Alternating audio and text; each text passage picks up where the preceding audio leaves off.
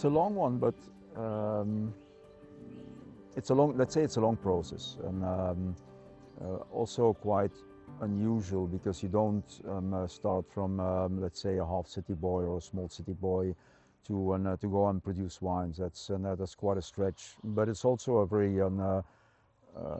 it's a gradual process. And I grew up with wine in my family, and mother was the director of the hotel school in my home city in Belgium, in Hasselt. And my father was an incredible fan of wine, and so as a great passion of wine, you grow up in a gastronomic atmosphere. And both me and my sister, we still love to eat and drink wines and taste wines, but not just for the taste. It's also a mental, intellectual process which is behind that. And so, going from a wine passionate person to making wine is also an intellectual process, which, thinking about it, and because it's not the first time I hear this question, but it's actually all around the whys.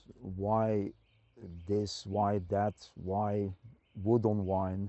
And why technology? And so when you get to the whys, and when you have, let's say, a certain base culture, then you dig into the subtle mechanisms in food, how things are produced, and what the ideas are behind it, what the logics are, or the lack of logics. And so you get into a totally different approach in not just the food, but in everything that surrounds you.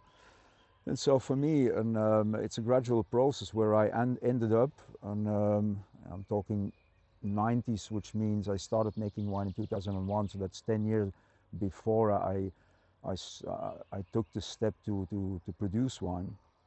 I ended up in Japan because culturally it's what I feel best in, which means reducing I would say, the extra load to the minimum, and taking away all the unnecessary things in your life and in what surrounds you, and go as light as possible towards a goal of profoundness, to the essence of something. And so the whys, and why this and why that, fits into this concept of, I would say, essentialness. So when I started making wine, I took everything away, maybe too much, to get to the essence of something. And so I ended up also with why is my wine maybe not what I expected, and why is it going there and there. So the whole process is really interesting intellectually, to get to a point where you're satisfied with what you produce. And that's the other aspect. That's the artisanal part. It's not about the money, or making a job or creating a job for yourself, and in your own company, and but it's more about trying to achieve something in an area which was unknown, in an atmosphere which for me was unknown, which is also very complex, where you transform the raw material into the end product itself. And like what we're doing now, talking about what I'm doing, and which means it goes from A to Z. And so if you analyze the artisanal wine world, let's call it that way, or the hands-on wine world, and where you are involved in all the aspects, it's one of the most archaic, and also one of the most beautiful crafts that you can imagine, because you have to have everything under control. Otherwise, you cannot say it's your product. So when somebody says, like, this is my wine, then in all those steps, he or she should be in there, which is also something a misconception. Like, it's not that you bring your grapes somewhere and then the bottles come out 2 years later. That's something else. That's processing. And I'm talking about winemaking, where you really transform everything. You plant the vines, or you take this into management, where you work on the vines to have a concept in time where you go to a certain quality. That's a really important aspect in what I do, and it's artisanal. That's the best description you can give it. what I did was taking a decision basically to go and make wine, to understand things without knowing anything about the winemaking concept, which I've also chosen for, but I didn't know anything about what is connected to the aspect of making wine, which is basically the smallest part. Everything around is like you have to package it, you have to bottle it, and the labels, you have to market it, you have to make sure that people know you because you produce more than your own self consumption of the wine with your friends. And so it's something you want to express to the world, what you're doing. So there's a part of ego also in there. You should have it, but it should not be obnoxious. And so you have to find a balance in all these aspects. And then you also have to talk and exchange about this with the outside world. And all of that, makes it and it makes it a really complex product. So, when I was saying the bottle, and I drank with a good friend Giusto Quipinti, and over lunch we had all the bottles blind, and so I really liked that wine, specific bottle, and I thought it was a Nebbiolo from Gattinara, warmer vintage. And when they took off the protection of the cover of the bottle, then it appeared to be a wine from Etna in the Northern Valley, which I never tasted, by the way, because most of the wines known like Benanti or Valcerasa, they were wines on the other side of the eastern side with a higher acidity, and so those wines I tasted before, but this one really struck me because of this, I would say, Nebbiolo-ish character in the wine, which I really like. I love the tannins of that. So it just really blew me away. And so the next day I just took the car, off we go, and then when I went to see this place because it was the last day in Sicily I had. And I drove around Etna from the western side, and so you get this huge, beautiful view of Etna from there with a lot of forest. And the one thing that struck me, I remember, is like, where are the where are the vineyards here? Like, you had Etna, but I couldn't see the vineyard. And so gradually I entered into the Northern Valley and where the viticulture was, and then I discovered stone walls, old vines, abandoned places, also vineyards. So it was not like a really active scenario. We're talking about 1909 it was, yeah. Uh, so yeah, it was really beautiful because also the whole scenery. And I just came back also from Georgia in Kakheti, and it kind of reminded me, and because we're May and there still was like a bit of snow on the summit of Etna. So besides this, really feeling like, wow, then this is an incredible place, like the energy, the mountain, snow, and then you saw the pictures and talking with people in the bars, and just getting to understand a little bit of the valley. And I think it was basically an love at first sight, and I was like, this is it. And then the rest is history, but the rest are also a lot of aspects and things in the middle. But it was the place. So there's a pragmatic side, and there's always some kind of undefined, I don't know, spark that make things happen, and it worked out. And actually, the first years, not just the farming, but also the winemaking. And I can talk about this now, but then, if you would do this, let's say, interview or this exchange of ideas or these questions, you would ask it 20 years ago, you would have different answers. So there's a part of evolution in it, which is inherent to also artisanal work, because everything you build up, you pile up as information and expertise, you apply it the next year. So, and just as a side remark, if somebody asks like, well, which is your best wine, it will be the next wine, because what you learn you apply in the next vintage.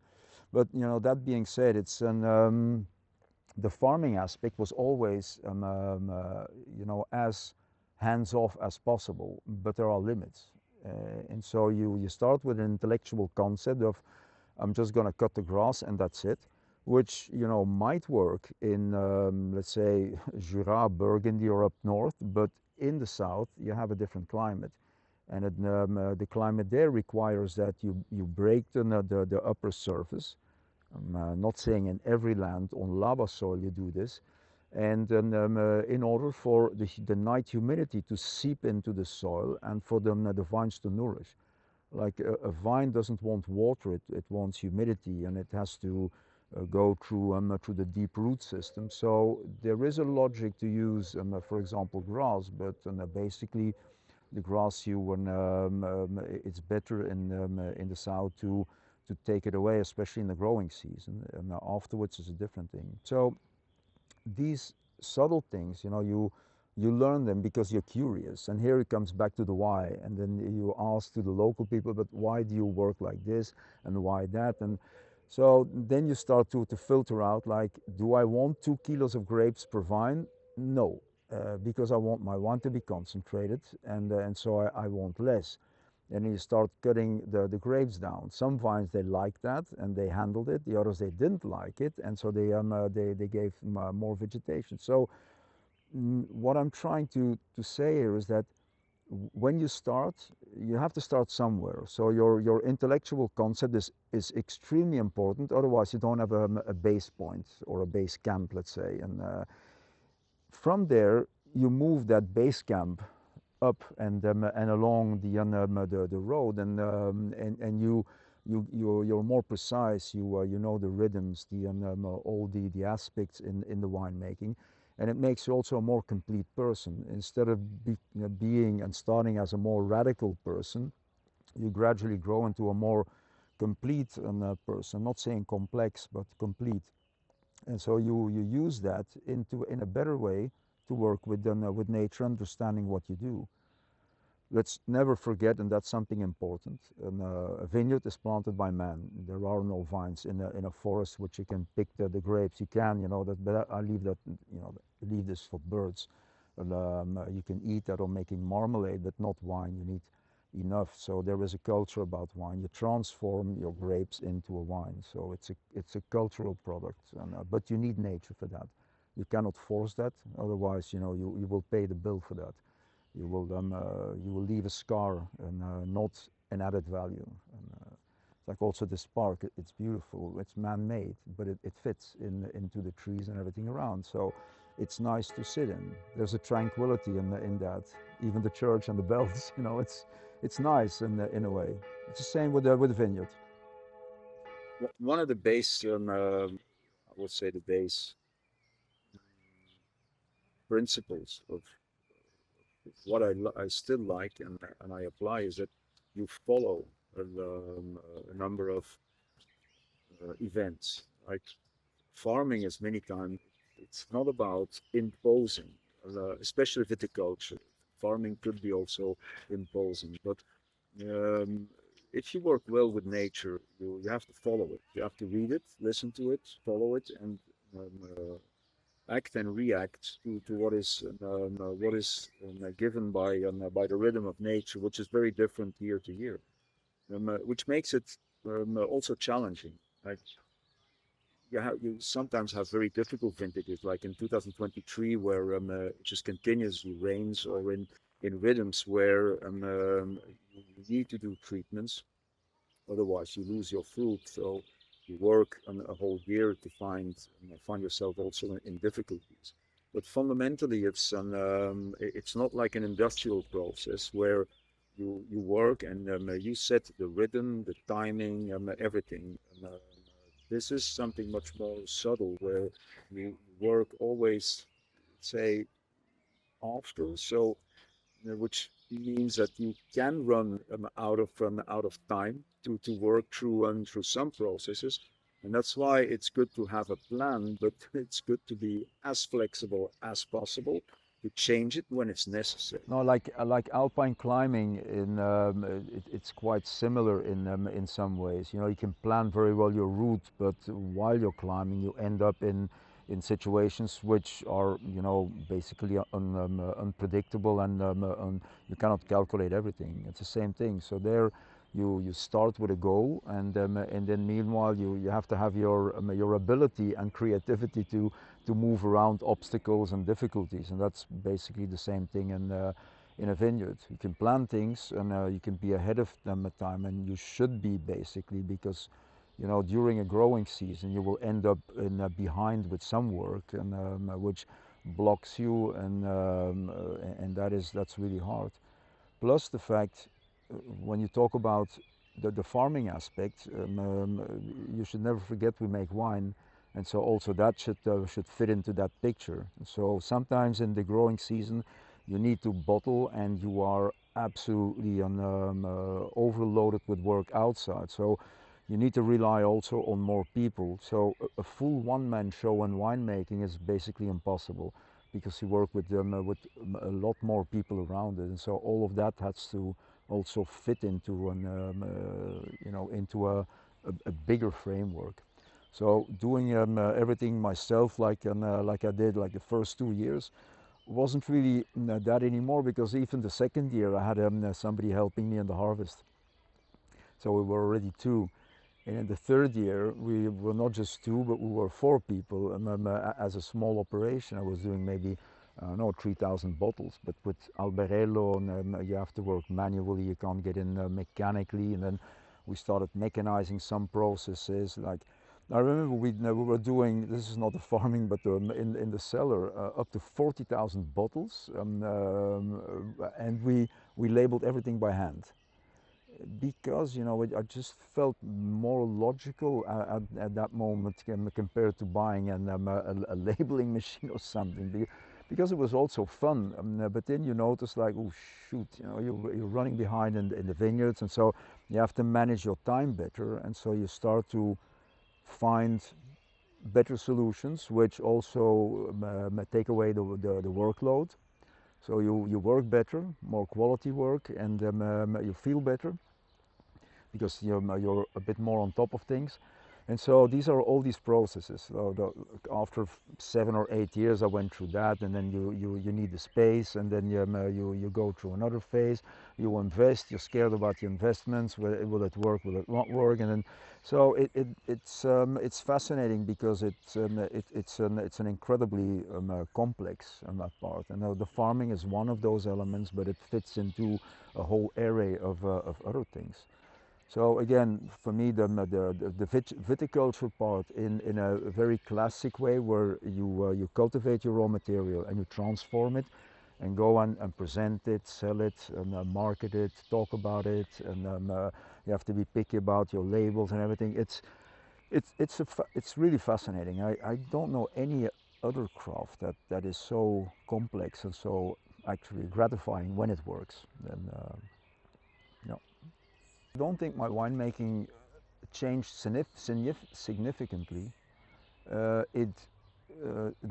Let's say the result changed from an outside point of view. A consumer or the wine taster sees like there's a change or an evolution, undoubtedly and inevitably, because of the artisanal part of it.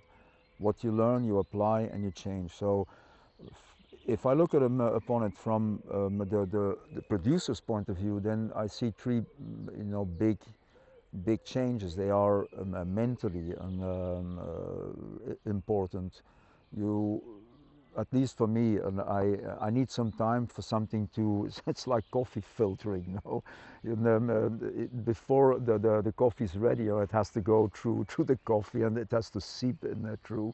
And the same with ideas. I don't change like that rapidly. I can, but then the whole process before that has been done already. And so sometimes people say, like, oh, radical changes. Yes, maybe in that moment, but not the whole process that has gone before. And so the fact to filter, for example, to change into from natural cork to technical corks, and afterwards we've gone through super long macerations to shorter macerations, and we've gone from that to long bottle aging, which needed investments. And so yes, it seems like a lot of steps, but they were, I would say, logical consequences of a basic idea, which is to show a terroir in an old school way, and as precise as possible. So I am in some ways a victim of my education in wine, which is very classic, and I was formed by all the great classics of the old world, where I'm also attracted by the new world, and so I'm a product, let's say, as a person, of different cultures, which is interesting, but it's also again quite a complex evolution part.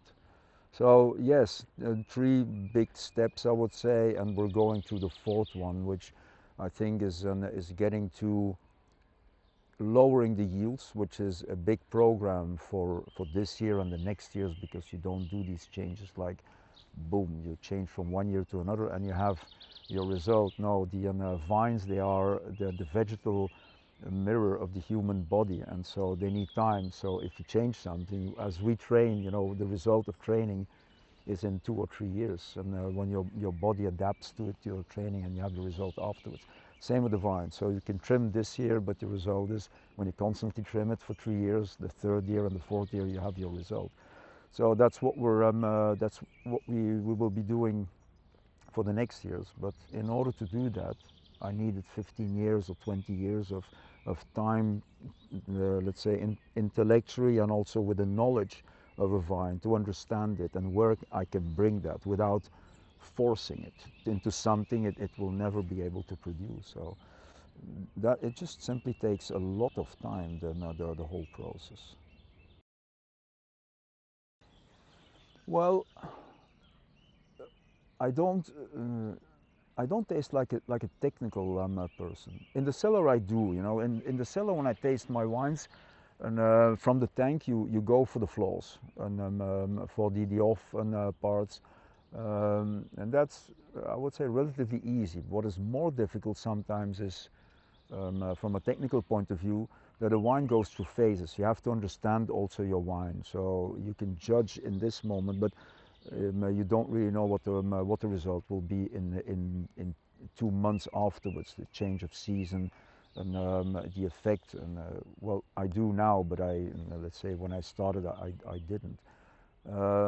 So when I taste with friends or when I taste wines, I just the first thing is overall balance, whether the wine is harmonious or not. So if it's not, then you try to understand where does this, let's say, let's call it a tannin, this important tannin come from, or the high acidity, is it balanced, does it have maybe too much VA, and then you start analyzing it a bit more technical. But fundamentally, I go for harmony in a wine, and whether the wine is at its peak point, for example, it's not, and you just drink it, and basically because it's wine is about also the hedonistic pleasure of having a great glass of wine, and then where it comes from, what does it tell me, where is the what is the origin of the wine, where it was produced and where the grapes come from. That's an important part. I still think that is, for me, most important. But again, that's also maybe it's my influence and my education in wine, which for somebody from South Africa or Australia can be totally different.